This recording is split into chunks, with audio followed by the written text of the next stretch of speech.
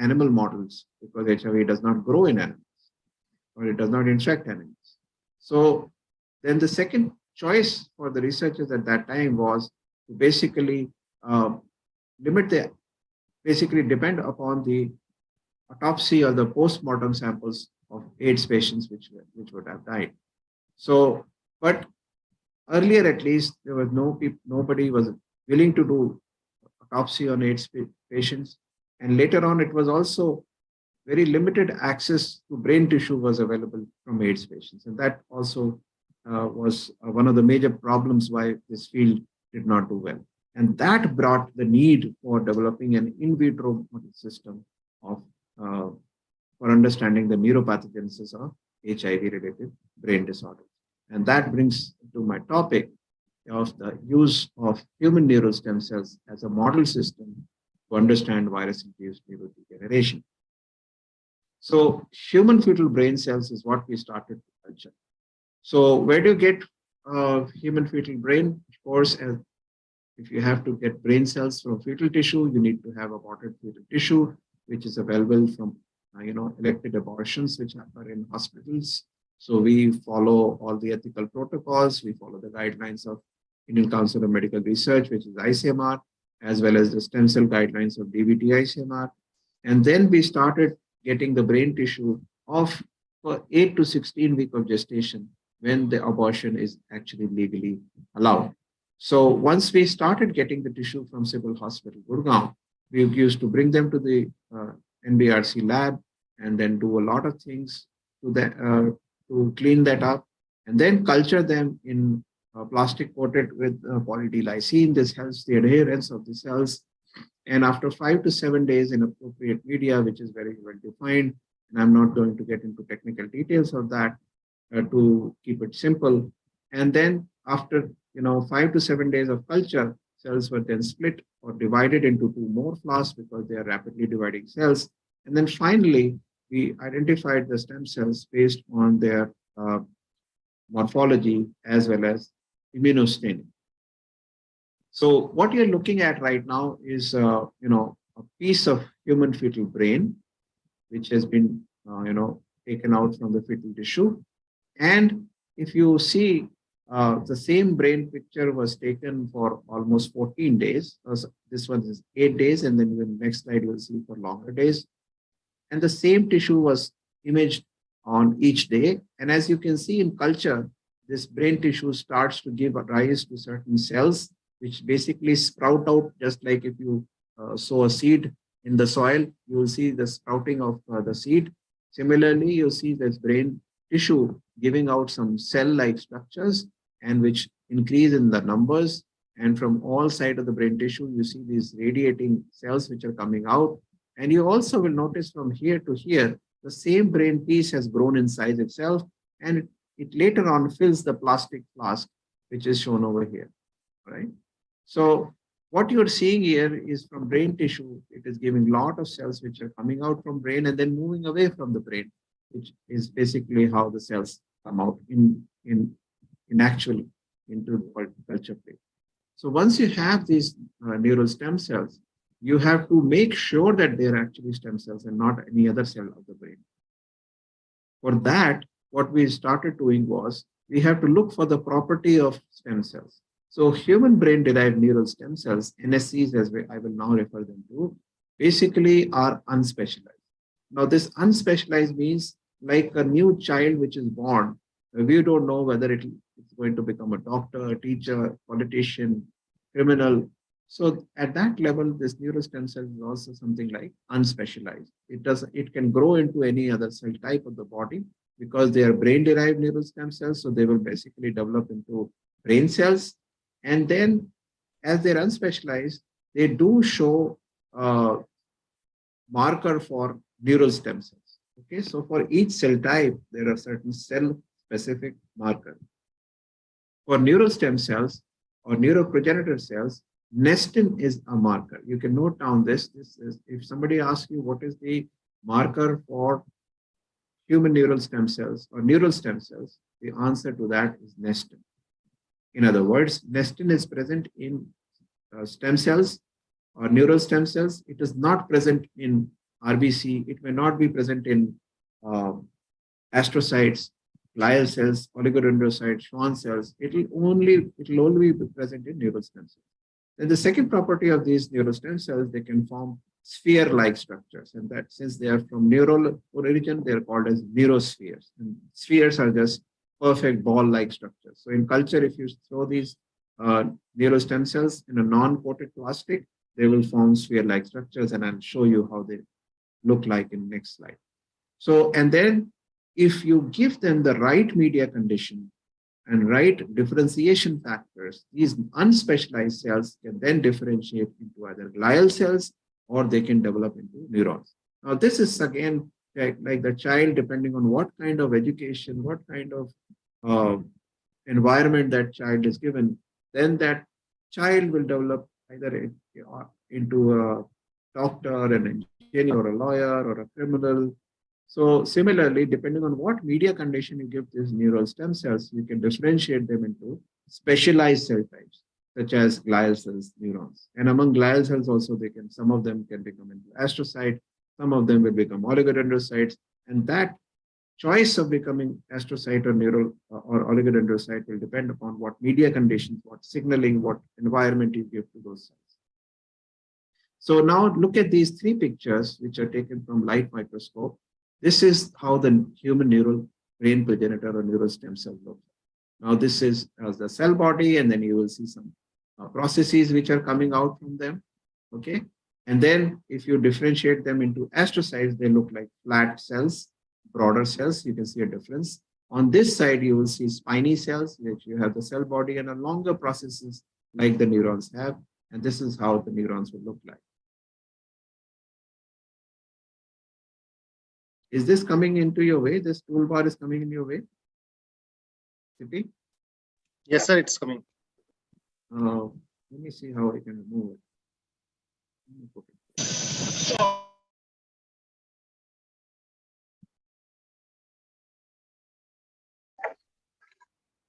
Okay. So this side you're looking at astrocytes, and this side you're looking at neurons. But again, based on morphology only, you cannot be very sure whether they're size. They're these cells, astrocytes and neurons, and that is why you have to again stain them for cell-specific marker. And this time when we stained them again the neural stem cells for nestin, which I told you earlier is the progenitor cell marker, and for astrocytes the cell-specific marker is glial fibrillary acidic protein. G is glial, F is fibrillary acidic protein. So GFAP positive cells are astrocytes. In other words, astrocyte markers are not present in neural stem cells. Similarly, for neurons, we looked at TUJ1 or beta-3 tubulin for neurons. Okay, so each cell type has a cell-specific marker based on which you, after doing immunostaining, can be sure that when you differentiate from stem cell to astrocyte or from stem cell to neuron, whether you have completed the process of differentiation, and the cells at the end of differentiation are actually astrocytes or not, or can be confirmed by this cell-specific markers. There are various other ways to do that also, but we have used this immunostaining as well as PCRs for looking into that. Now let me show you how long it takes and how to, during the process of differentiation, if you want to make from progenitor cell into astrocytes, this is again how your progenitor cell is looking in the beginning at day 0.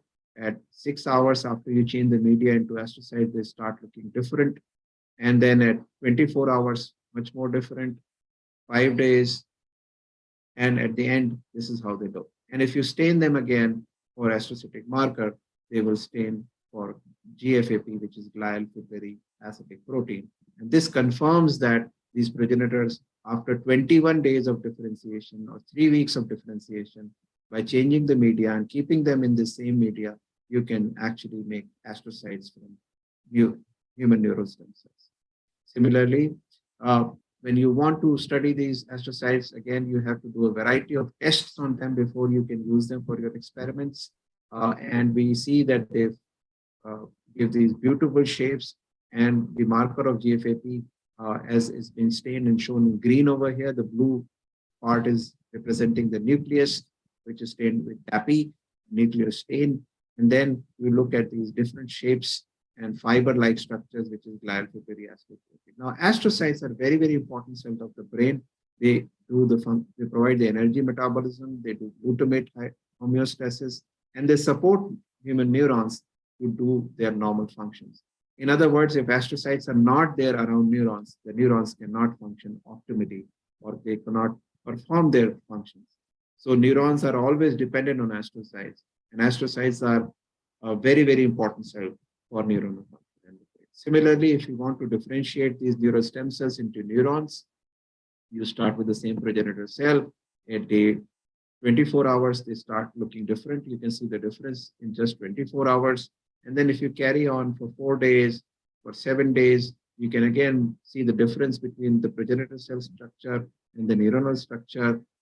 And then if you just continue at terminal differentiation, which again is a 21-day process or 3 weeks process, you will see that the cells, if change in morphology. And again, when we stain them for their neuronal marker, early neuronal marker TUJ1, we found that most of the cells, which are shown over here, have converted from progenitor cells into neurons. At this time, if I do nestin staining also, they will be negative for nestin, but are positive for neuronal marker. And they will be positive for other neuronal markers, such as emit, MAP2, or synaptic markers. But they will be negative for glial. If I also do astrocytic stain over here, they will be negative. They should be negative. Now, how are these cells which we make in our lab are relevant for understanding disease pathogenesis? Now, for one example over here is these neurons I'm showing over here.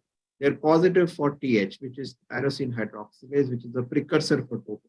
So if we want to look into neurodegeneration in Parkinson's disease, we can differentiate these human neurons from neural stem cells into neurons, look for markers for tyrosine hydroxylase and other dopamine-producing neuronal markers. And then how am I sure? You also look for neuronal marker. And then if you do a merged picture, as is shown over here, you see that all the cells which are present in any frame, one frame, second frame, and third frame, all have TH positive, which is tyrosine hydroxylase positive, and all are TUJ1 positive, which is neuronal marker. And this is the overlay which shows that all neurons present in this frame, shown in this picture, are actually TH positive neurons because they overlay both the markers. So this is how you confirm whatever cells you have differentiated, are they good for your work or they are not good for you. What is the percentage purity of culture is also looked at with these immunostaining. These are various ways by which you can prepare cells for as a model system for understanding the research question which you are asking. Now shown over here is basically another differentiation of neural stem cells at early stages undergoing neurogenesis. As you look at this frame, this is the Neurosphere, which is going into differentiation of TUJ1, which means first stage of neuron formation. And at this stage, at early stages, they show both nestin, which is stem cell marker, and early neuronal marker. And if you merge them, you can see over here that some cells are red, some cells are totally green, some cells are yellow and orange. Now, what does this picture indicate? This one shows that the ones which are yellow and orange means they are showing both nestin and neuronal marker, which means this nestin positive cell, which is neural stem cell, is in between the process of neurogenesis. It's not completed it yet. So that's why it is half stem cell and half neuronal marker. It's under the process of differentiation. The cells which are green totally means they have completed the differentiation process. And the cells which are still red means they have not even started the process of differentiation because they only give nestin as a marker. But at the end, when the 21 days will be complete, red marker will not be seen altogether. This is in between at around 7 days of differentiation. So can CNS progenitor be also differentiated into oligodendrocyte was the question. So then what we did, we looked at again this morphology, and here we saw some oligodendrocyte-like cells, which when we confirmed with oligodendrocytic marker, which is O4, we found that these cells were showing green marker, which means these neural stem cells have differentiated into oligodendrocytes. Okay, so this is how we used to confirm what are these cell types. Now, as I said, these stem cells also have property to form neurosphere-like structures. So if you take these neurostem cells into suspended cultures, you will see that they grow with time, they grow in size and they grow in their dimensions. And you can see these perfect sphere or ball-like structures, which we call as human neurospheres. If you want to be sure whether they're stem cells or not, again, you have to look for the stem cell markers such as nestin or SOX2, which is a transcription factor, which is important for the stemness of the stem cells. And since they are highly proliferative cells, you also do a proliferation marker, which is Ki67, also used in cancer biology. And this shows that these spheres are actually stem cells because they show two markers and they are highly proliferative also. Now, the beauty of these cells, they can grow as spheres as well as monolayers, which is monolayer means on a plastic as single cell layer. And that is why you can use them in experiments in various ways. This is the beauty of these human neural stem cells. And using these neural stem cells, we have published several papers where we have shown that neural stem cells and cells derived from them, which are astrocytes and neurons, you can answer a lot of research questions. And we have published several papers from our lab as well as in collaboration, where this model system has been used as a window to understand the neurodegeneration. Now, let me show you how these neural stem cells actually form neurospheres. If you look at the time-lapse microscopy, you will see how one cell, basically neural stem cells, when it's shown in culture, and it divides into 2, then 4, then 8, 6, and 16, and then it just makes a sphere-like structure in 48 to 72 hours. Now, this property of neural stem cells of rapid proliferation is again confirms that the stem cells which we have formed are actually stem cells because they're dividing rapidly and they're giving same kind of cells and they form this neurosphere-like structure. Now, this sphere-like structure gives another model system to ask potential to be used to understand effect of viral proteins or effect of a natural compound or a plant compound or a synthetic compound, whether that compound is good or bad for you. Now, how do I check that? If I put, again, if I had to start this process, and here in the culture, if I put that test compound, whether it's natural product or something, I can find out whether the stem cells make spheres after 48 hours, same amount of number of cells, same diameter of this cell, or not. If that compound is good for stem cells, it will form a bigger sphere than this one, which will show that the proliferative ability of stem cells has gone up. If it's a toxic protein or a toxic compound, this will result in a smaller sphere, or these spheres will not grow at all. These neural stem cells will stop dividing, or they will die. So that kind of test model system will help me give me the ability to test the toxicity of that compound in neural stem cells. Now, again, another way to show how neurogenesis is occurring. If you look at this picture again over here, you see a lot of blue circles, which is indicating nuclei, some green cells, some yellow and orange. So this picture is basically of a frame which is showing the process of neurogenesis. Neurogenesis is formation of new neurons. Genesis is formation. Neuro is neurons. So neurogenesis is formation of new neurons. Green cells is indicating formation of new neurons. Yellow and orange cells means that neural stem cell is under the process of forming neurons. And this one has actually completed the process of differentiation or formation of neurons. So using this model system, we differentiate astrocytes and neurons. We also use co-culture of cells because in brain, only glial cells and only neurons are not present. In our brain, you have a mixed brain culture. You have astrocytes and neurons which are living together. And this is how the crosstalk between astrocytes and neurons is very, very important for normal functions. To simulate the brain conditions in petri dishes, we always also do astrocyte and neuron co-culture. And shown over here is another picture of a co-culture where you can see human astrocytes and human neurons in culture. The red cells which you're seeing are astrocytes. The green cells which you're seeing is neuron. And you can see a typical neuron formation, and it's extending its processes to the neighboring astrocytes because it has to talk to the astrocytes, and whatever the neurons require are actually provided by the astrocytes, which bring food, oxygen, glucose from the periphery because astrocytes are also present at the blood-brain barrier. So they get all the things which neurons require and bring them and provide it to neurons. And this is how neuron is dependent on the astrocyte. Similarly, all the excess waste of neuron is taken away from astrocytes, and that is why astrocytes are indispensable, or neurons cannot function without the presence of astrocyte in their neighborhood. Now, to show you how this crosstalk or the connection between neuron and astrocyte occurs and how it is damaged under the process of viral protein or a toxin. Now, TAT is a HIV protein, which if you add in the culture, it takes away this connection, and the neurons then, which were extending their process to the astrocyte, you can see over here when you add TAT into the culture, it actually goes away from the neuron, from the astrocyte. So neuron make this bead-like structure and they go away from astrocyte. They lose their connection, they break their connection with astrocyte, and they try to stay away. Because what happens when you add the viral protein, the same cell which is helping the neuron for bringing food becomes activated and agitated because of the presence of viral protein, and it starts making certain other things which are not required for the neuron and actually toxic for the neuron. So that's why neuron goes back and breaks its friendship with the astrocyte.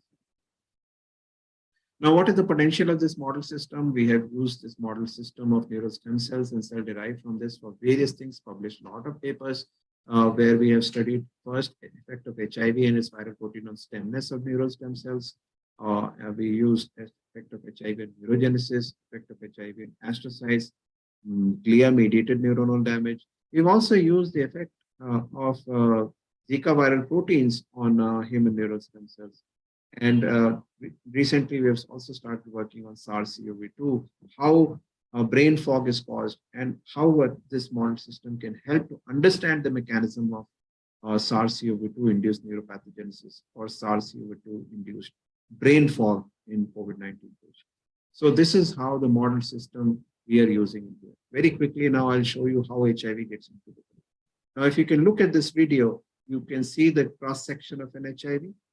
So when HIV gets into our blood, by whatever mechanism, because blood travels to all the organs, including brain, it goes into the brain. And as you can see over here, inside the brain, what is happening, you see a blood capillary, and this is a cross-section of a blood capillary. You can see RBC over there. You can see the blood-brain barrier, which is a barrier, natural barrier between the blood and the brain.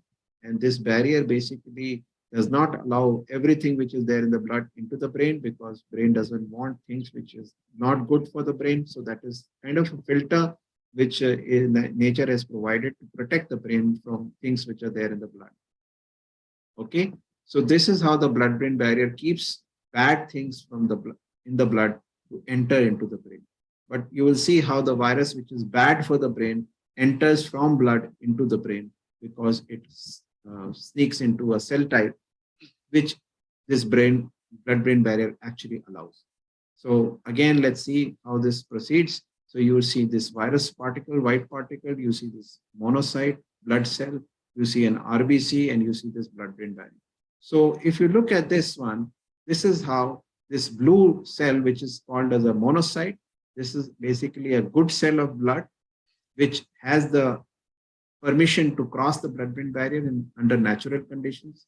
But the blood-brain barrier, unfortunately, cannot recognize between an infected monocyte, which is shown over here. These white particles are viral particles which are hiding inside this monocyte. And this blood-brain barrier, since it cannot distinguish between a good monocyte and a bad or an infected monocyte, it allows this monocyte to pass through the blood-brain barrier. And this is how the virus gets into it.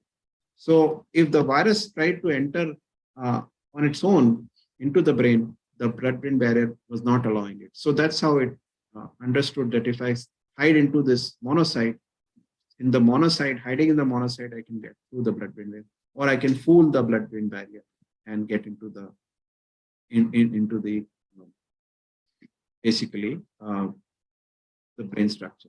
And then once it gets into the brain, it attaches to a CD4 receptor of a microglia cells or astrocyte, and then it gets into the brain tissue. This is how infection of the brain occurs. Now, HIV causes dementia, and the damage occurs because virus causes damage to the brain cell. It causes memory recall-like problems in AIDS patients. It results in failure of executive function and poor quality of life of AIDS patients.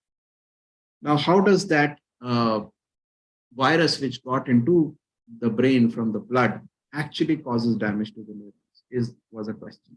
So using this model system where we used astrocytes and neurons, which we differentiated from the neural stem cells, one can find out how neurons are being affected.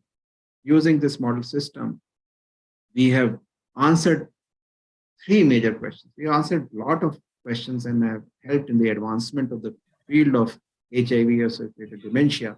But the major questions which we have answered using this model system is number one, that the low incidence of HIV-associated dementia in India is basically because of the difference in the TAT protein. This work was done with my first PhD student who's now in industry, where we had shown that HIV TAT-C is different. Then the same student also showed that HIV viral proteins actually affect the proliferative ability of neural stem cells. And we showed that when you look at the Ki67, which is a proliferation marker, without the viral protein, you see a lot of green cells and a lot of red dots, which indicates that cyclin D1, which is a cell cycle regulator, which helps in the cell division of neural stem cells, that is present. But if you add viral protein in another plate, you will see the number of red cells and green cells go down. Number of cells are same. Blue cells are more or less same, but you see that the markers for cell division and marker for cell proliferation, both are low if the viral protein TAT, which is trans activation of transcription, if it is present in the cell culture media, that inhibits the cell from division. Similarly, another student showed from my lab, which was Mahar Fatima. Incidentally, she is from University of Allahabad. She was from Allahabad. Meher came to me from biochemistry department of Allahabad University, and then she started PhD work in our lab at NBRC, and she did some wonderful work, and where she showed what is there in the neural stem cells, which is inhibited by the viral protein, and due to which she showed a role of microRNA also, how HIV affects these two things, and then inhibits the proliferation of neural stem cells.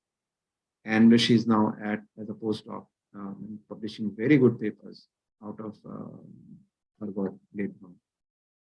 Meher also showed that how astrocytes are affected by the presence of HIV and viral proteins and how they damage the neuron. So glia-mediated neuronal death, how does that occur? The entire mechanism of this was also worked out using this model system where we derived astrocytes and neurons from neural stem cells, did a co-culture as I showed you, and then entire mechanism was also worked out by Meher, and this paper was also published. The work continued, and the use of this model system continued, and we got deeper into the role of astrocyte-mediated neuronal damage in HIV, and continued to publish papers. Very recently, also, we published another paper where we showed that at the site of synapse, usually, as I was telling you, that astrocytes provide all the good things to the synapse and take away all the bad things, which is glutamate excitotoxicity. But under conditions when viral protein is present, the astrocyte stops doing this function. And in the co-culture system, which was developed from this model system, we showed that how that affects the crosstalk and damages the synapse. And this is how the HIV/AIDS patients are having problems. All things which we do in Petri plates, we try to basically then validate that in post-mortem tissue. Okay, so very quickly, that's all about HIV. In just 3 slides, I will show you about Zika virus. So Zika virus, what this virus do is basically, if it is spread through the mosquito, same mosquito which basically spreads dengue and chikungunya, and this virus also has the capability of spreading the Zika virus. And Zika virus, if the mother is bitten or is infected with the Zika virus by that mosquito bite in first 3 months of her pregnancy. So pregnancy is of 9 months. In the first trimester, first 3 months of the pregnancy, if the Zika virus infection occurs in the mother, the child this is a normal child which is born, and this is how the Zika virus infected mother may give rise to the infant. So if the smaller head size of the child indicates that this child has undergone Zika viral infection. So as is shown over here, this is how the child looks like. Most of the child die during before their birth. And when we looked at this model system in the Neurosphere assay, we found that if you have the Zika viral E protein, the envelope protein of the virus, it results in lesser migration and lesser proliferation and less number of cells. And that is how E protein is affecting the proliferation. Now, so the take-home message is HIV traffics into the brain through the blood cells, and it kills the brain cells, particularly neuron. And similarly, Zika virus envelope protein affects the stemness of these neural stem cells and its ability to grow when the kid's brain is growing. And that is why the head development is inhibited, and the process of brain development does not occur and leads to the micro head, small head size. We have developed a stem cell platform where we use monolayers, stem cells as differentiated cells, as well as iPSC cells also, and do a lot of collaborations. And this brings to the final conclusion that we have made several cell lines of this human primary neural fetal brain-derived neural stem cells.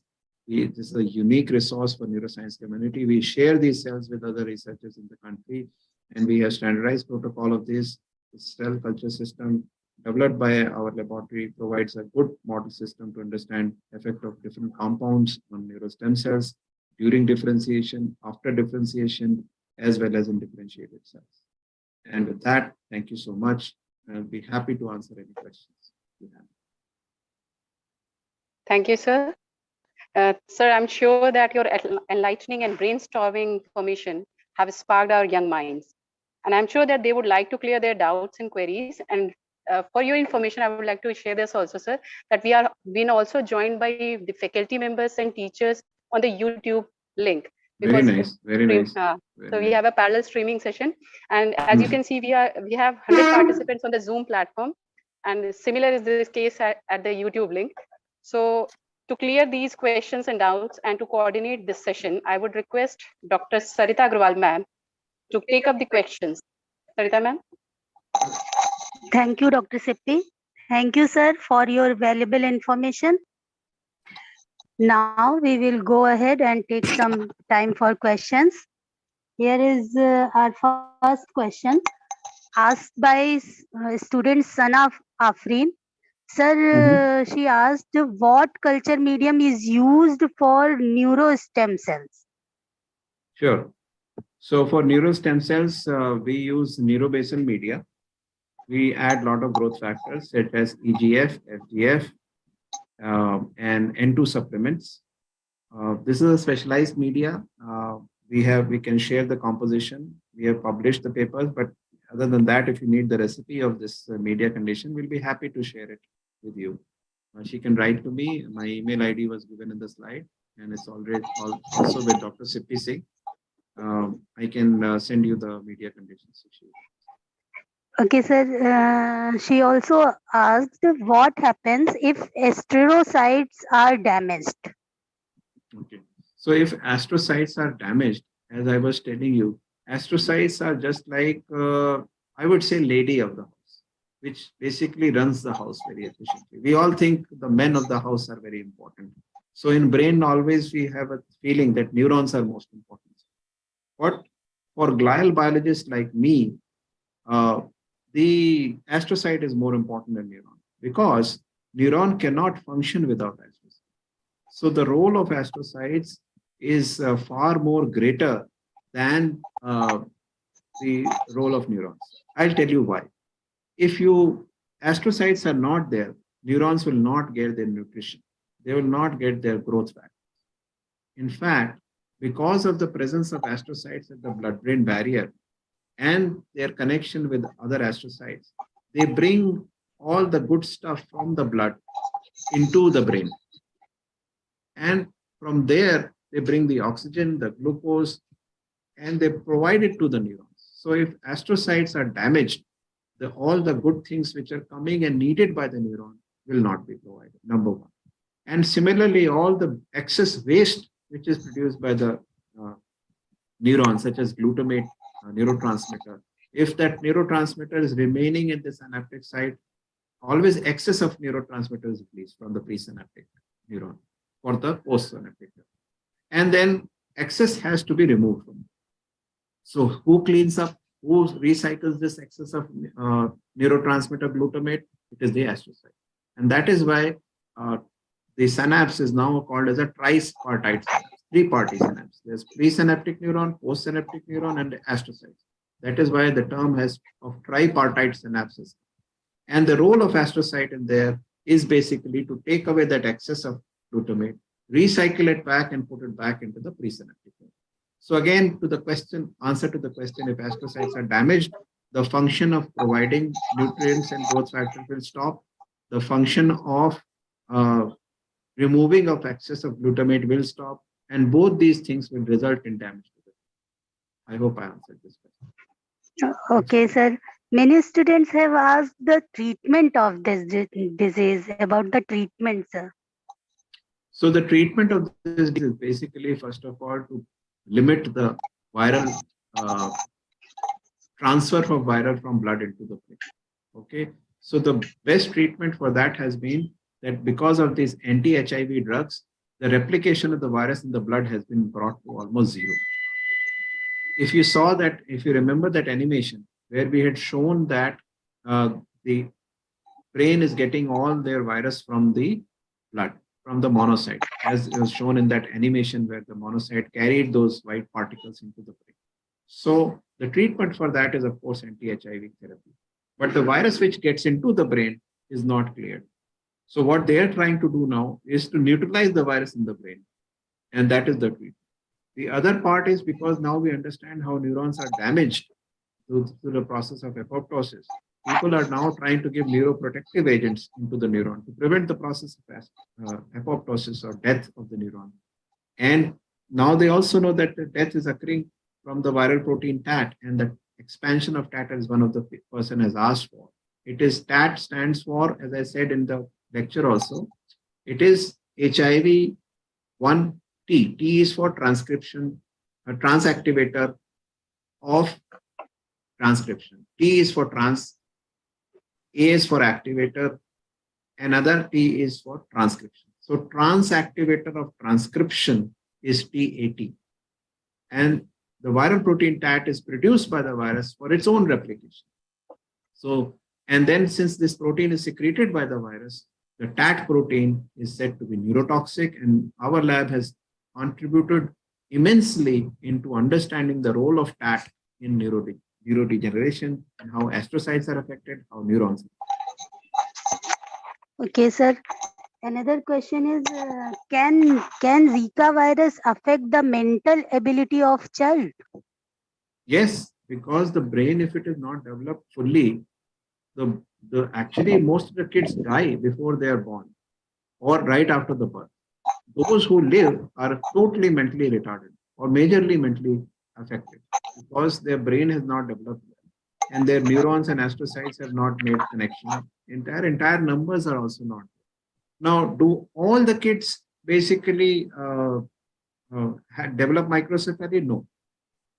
If, let's say, the mothers are infected in the first trimester, also if the mosquito bite or the Zika viral infection occurs later in their life, after 3 months, then the microcephaly does not happen. Why so? Because in the first 3 months, actually the head size of the kid develops, and then it more or less remains same. So the development of the head and the brain actually mainly on the number of size and the connections happens in first 3 months, 6 months. So that is why the timing of infection is very important. And one question was also there, does it affect the adult mother? Actually, it does not. There are very low incidence of Zika virus in adults. It can be infection and not much happens to the mental ability. But mental ability of the child are definitely affected. Okay, sir. One of our faculty member, Shivam Mishra, has asked, can we target RT enzyme of HIV to design a drug? Yeah. So anti-HIV drugs are basically working in 3-4 steps, and one of them is by attacking the RT ability of the virus. Okay, sir. Another question, how to differentiate neural stem cells into neurons? For differentiating human neural stem cells into neurons, you have to change the media condition. So the media neurobasal remains there, but then the growth factors are changed. So instead of FGF and BFGF, we converted EGF and FGF, we converted into BNDF, which is brain-derived neurotropic factor, and PDGF. So the two growth factors, when we change, the same stem cells start differentiating into neurons. Okay, sir. Another question, can the effects of Zika virus be reduced by detection from the amniotic fluid from the pregnant mother? Unfortunately not, because what happens if once the virus is there in the brain of the infant, the damage is already done. So how do you, so if the mother has any fever during her pregnancy, that should not be ignored, and we should immediately check for that. And then a proper follow-up of her pregnancy as it is supposed to be done. Ultrasounds are done for checking the growth of the infant. And if you see microcephaly in that infant, they should go for an elective abortion rather than giving birth to that infant. So this is another thing which one should actually Okay. not take fever less seriously. The pregnancy, during pregnancy, if there's fever, especially in the first. Later, one can ignore. Okay, sir. Our faculty member, Dr. Anuradha Singh, wrote on YouTube, I have some compound with anti-HIV activity and computational result of BBB. Is it possible to collaborate for experimental testing of these compounds? So, since we are working with HIV TAT, if our compounds have anti-TAT activity, it will be more easy to check them. If they have antiviral activity, then since we do not work with live viruses right now, we may not be able to check. But we can check the blood-brain barrier capability because we are developing a blood-brain barrier model. Once it is developed, maybe we can. Okay, sir. What is brain fog? Brain fog is in now almost all families are affected with SARS or COVID. So in your family, in your friends, in your neighborhood, if you talk to a couple of people who had this, who recovered from COVID, you will see that some of them will complain about headache. Some of them will complain about difficulty in concentration.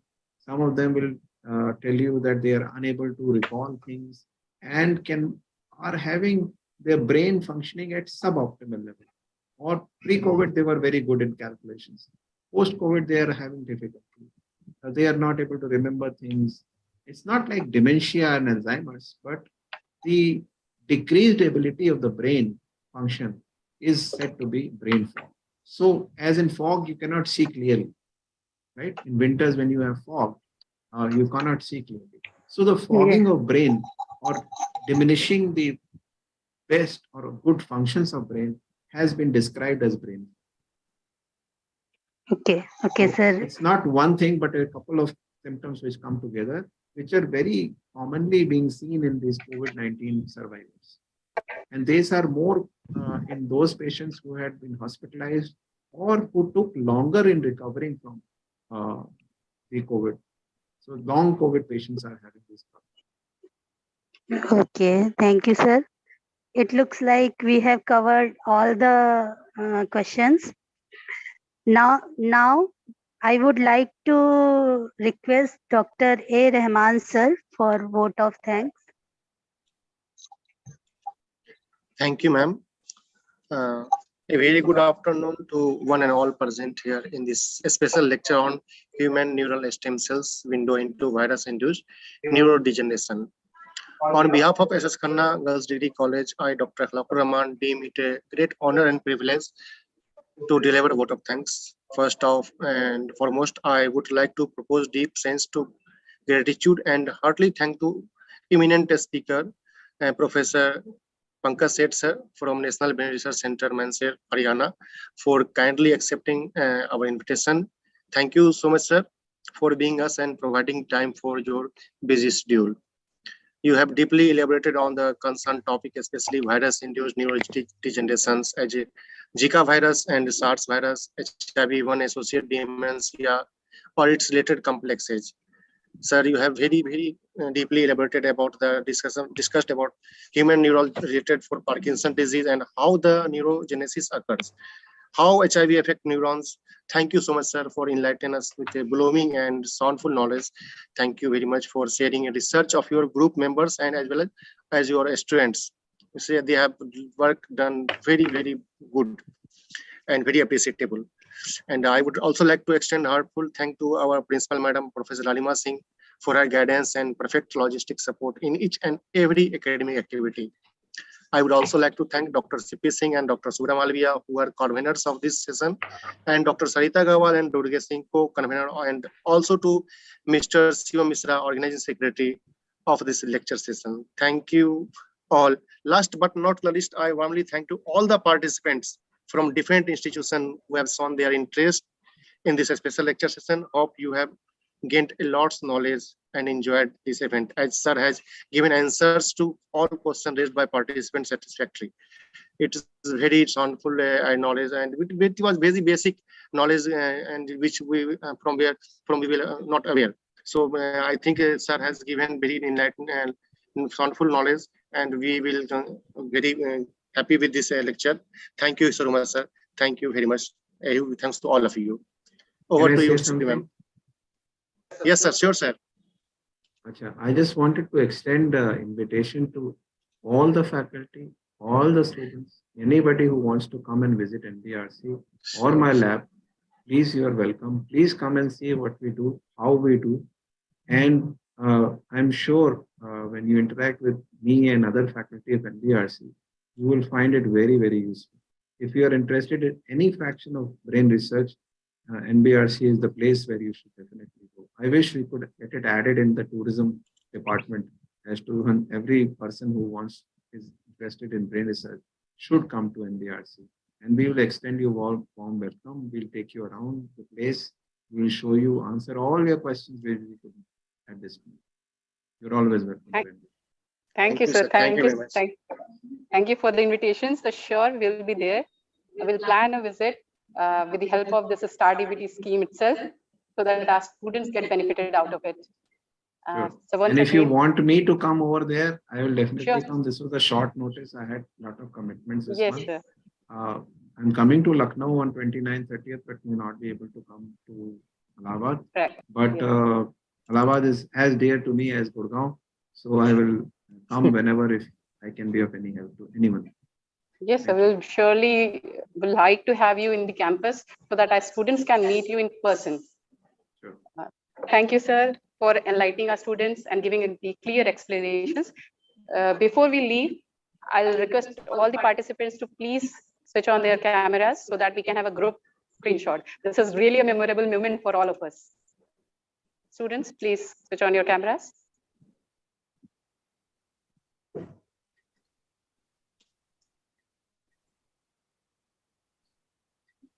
Thank you. Thank you all. Thank you so much, sir. Thank you, sir.